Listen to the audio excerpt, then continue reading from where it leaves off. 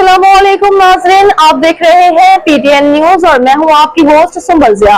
शामिल करते हैं आज की अहम खबरें। इस्लामाबाद में बल्दियाती इंतखाबात का मामला, चीफ इलेक्शन कमिश्नर का बड़ा ऐलान। वफाकी दारुल हुकूमत में बल्दियाती इंतखाबात के इनेकाद से मुतालिक केस की समाअत के दौरान chief election commissioner Sikandar Sultan Raja ने वाज़ेह किया कि इस्लामाबाद में बल्दियाती इंतखाबात की तारीख का ऐलान अब इलेक्शन कमीशन खुद करेगा।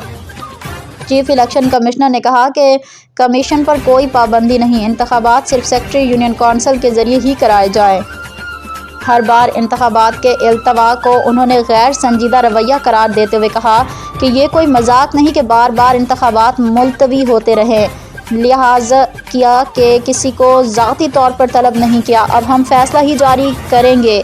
Chief election commissioner Sikandar Sultan Raja की सरबराही में 5 रुकनी कमीशन ने केस की समाअत की। समाअत के दौरान एडिशनल सेक्रेटरी वजारत दाखिला नज़र मोहम्मद बुज़दार और चीफ कमिश्नर इस्लामाबाद मोहम्मद अली रंधावा पेश हुए। एडिशनल सेक्रेटरी ने कमीशन को आगाह किया कि सेक्रेटरी दाखिला हाई कोर्ट में मसरूफ़ हैं और कुछ देर में कमीशन के रूबरू पेश होंगे।